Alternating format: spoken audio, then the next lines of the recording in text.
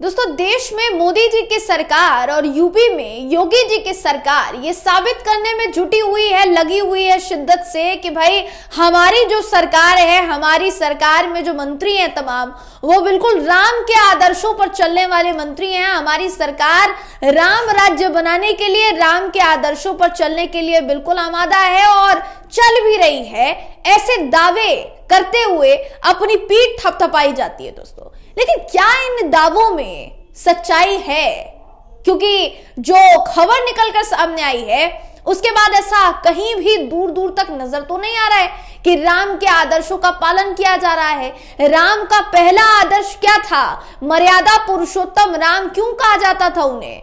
महिलाओं का सम्मान, नारी का सम्मान राम का पहला आदर्श है।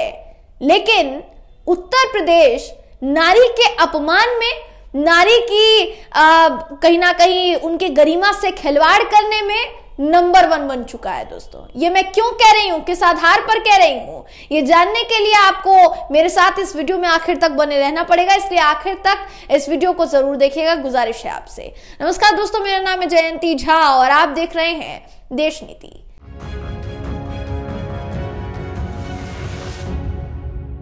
देश नीति, केवल सच्ची और पक्की खबरें।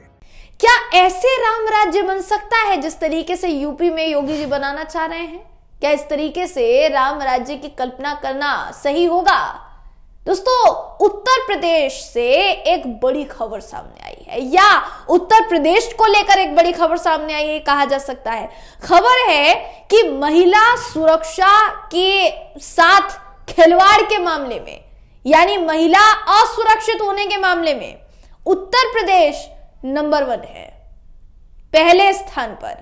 किसी और चीज में अव्वल दर्जा हासिल किया हो या ना किया हो, लेकिन इस बात में अव्वल दर्जा हासिल कर लिया योगी जी की सरकार ने। दोस्तों, बिना देर किए वो सबूत दिखा देते हैं आपको, जिसके बारे में मैं बात कर रही हूं। आपकी स्क्रीन पर खबर है जिसका कहना है कि महिलाओं के खिलाफ अपराध में यूपी सबसे आगे। एक साल में 16,000 से ज्यादा मामले महिलाओं के खिलाफ सामने आए हैं दोस्तों। हालांकि ऐसा नहीं है कि सिर्फ यूपी ही इस फहरिस्त में शामिल है। इस लिस्ट में यूपी के अलावा और भी कई राज्य शामिल हैं। सबके नाम एक एक करके आपको बताऊंगी, मगर यूपी पर जोर इसलिए दे रही हूं दोस्तों, उत्तर प्रदेश पर जोर इसलिए दे रही हूं क्योंकि इसी यूपी में मंच से खड़े होकर देश के गृह मंत्री अमित शाह जी कहते हैं कि रात को 2 बजे महिलाएं गहने लाद कर भी अगर बाहर निकलेंगी तो भी उनकी सुरक्षा में कोई सेंधमारी नहीं होगी, तो भी उनको सुरक्षा का खतरा नहीं रहेगा। प्रधानमंत्री नरेंद्र मोदी जी उसी यूपी को सुरक्षित बताते हैं, जबकि उन्हीं के संसदीय क्षेत्र वाराणसी में उन्हीं की पार्टी के नेतागण, 3 नेता, उन्हीं की पार्टी के लीडर, उनकी पार्टी से जुड़े हुए 3 युवा एक लड़की के साथ गैंगरेप करने के मामले में गिरफ्तार किए जाते हैं। सोचिए, वाराणसी से मामला सामने आता है, कोई इधर उधर से मामला सामने नहीं आया। मोदी जी का संसदीय क्षेत्र है और मोदी जी के संसदीय क्षेत्र में सबसे पुरानी university BHU, Banaras Hindu university से मामला सामने आता है दोस्तों। तो महिला सुरक्षा की बात मोदी जी करते हैं। अब दूसरी बात, योगी आदित्यनाथ जी यूपी मॉडल बनाने की बात कर रहे हैं। आगे आने वाले समय में जगह जगह से लोग यूपी में बसने के लिए आएंगे, यूपी में लोग पर्यटन के लिए आएंगे। लेकिन जहां महिलाएं सुरक्षित नहीं है, वहां क्या पर्यटन संभव है? वहां का क्या विकास संभव है? उस राज्य को क्या राम राज्य में तब्दील किया जा सकता है? वाकई में ये सोच से परे है, कल्पना भी नहीं की जा सकती इस बात की। दोस्तों, अगर इस खबर की मैं बात करूं तो ये जो खबर है देखिए क्या कहती है, और ये किसका आंकड़ा है ये भी आपको बता देना चाहती हूँ। राष्ट्रीय महिला आयोग का आंकड़ा है, अगर आपकी जानकारी के लिए ये बताऊं तो। साल 2023 बीत चुका है, 2024 आ चुका है।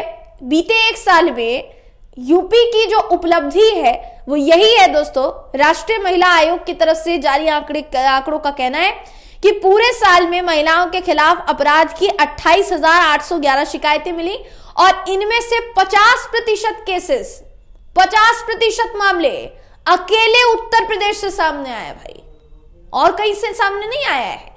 उसी उत्तर प्रदेश से सामने आए हैं जहां पर 22 जनवरी को राम भगवान की प्राण प्रतिष्ठा की तैयारियां हो रही है। क्या ऐसे सिचुएशन में, क्या ऐसे माहौल में राम जी आ पाएंगे? वाकई में जैसा मैंने कहा, संभव तो नजर नहीं आता है दोस्तों। देखिए, ये जो खबर है ये कहती है कि गरिमा के अधिकार की श्रेणी में सबसे ज्यादा शिकायतें मिली है। महिला आयोग ने बताया कि घरेलू हिंसा के अलावा अन्य श्रेणियों के तहत भी उत्पीड़न की शिकायतें दर्ज कराई गई हैं। आधी आबादी के खिलाफ किन 5 राज्यों में सबसे ज्यादा अपराध है, ये सुन लीजिए। हमारे देश की आधी आबादी महिलाओं को माना जाता है दोस्तों, और उनके खिलाफ सबसे ज्यादा केस 28,000 केसेस, 28,000 से ज्यादा केसेस अगर एक साल में आते हैं तो सोचिए कि देश में महिला सुरक्षा की हालत क्या है।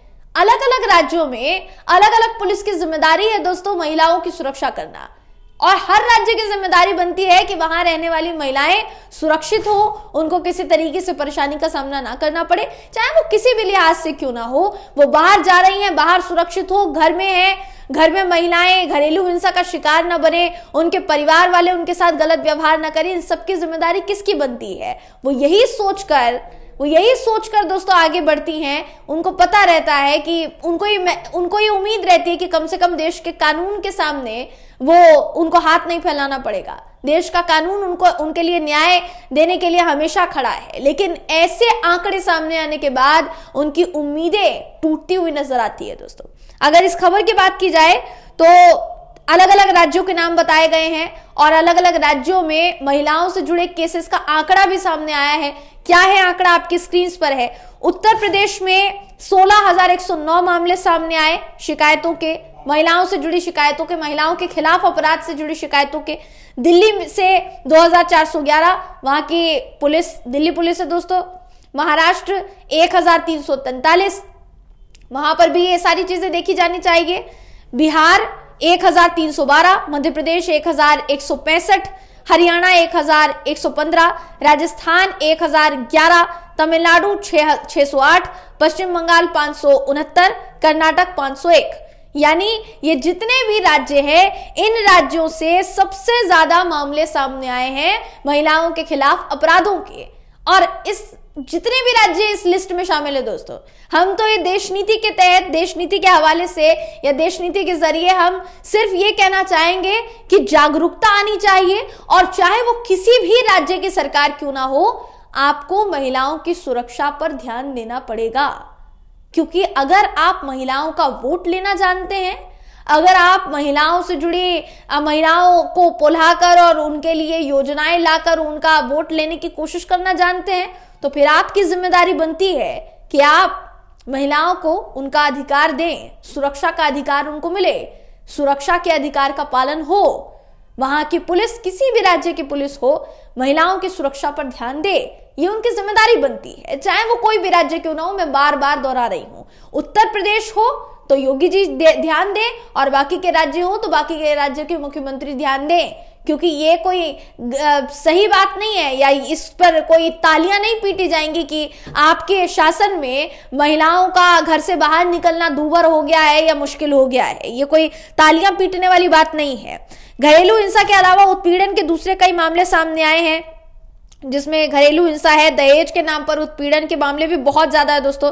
4,797 मामले सामने आए हैं, बहुत ज्यादा शर्मनाक है ये। छेड़छाड़ के मामले सामने आए हैं, 2,349 मामले सामने आए हैं। दुष्कर्म बलात्कार के कोशिश के मामले 1,000 से ज्यादा हैं, तकरीबन 1,500 से ज्यादा मामले सामने आए हैं। महिलाओं के प्रति पुलिस की उदासीनता के मामले हैं 1,618, यानी उनके साथ कुछ गलत होता है, वो पुलिस के पास हक मांगने के लिए अपना जाती हैं, न्याय मांगने के लिए जाती हैं, तो उनकी मांग पर कोई विचार नहीं किया जाता और उनकी शिकायत के खिलाफ कोई केस नहीं लिखा जाता, कोई FIR दर्ज नहीं की जाती। उसी को उदासीनता कहते हैं दोस्तों, पुलिस की उदासीनता, पुलिस का ढिलाई भरा रवैया, ढिलाई भरा व्यवहार। उसी की वजह से आज महिलाएं जो है खुद को असुरक्षित महसूस कर रही हैं। तो क्या इस पर तालियां बजनी चाहिए? क्या इस पर तमाम राज्यों की सरकारों की पीठ थपथपाई जानी चाहिए? हमारे देश की सरकार से सवाल नहीं पूछा जाना चाहिए, और तमाम राज्य जो हैं उनके मुख्यमंत्रियों से या उनकी सरकारों से सवाल नहीं किए जाने चाहिए दोस्तों।